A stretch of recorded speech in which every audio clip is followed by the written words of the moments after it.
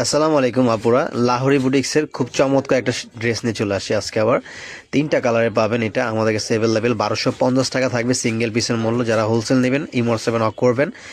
যার যত পিস লাগে, এই স্টক একদম সীমিত, আমাদের এটা খুবই স্টক সীমিত পেয়েছি।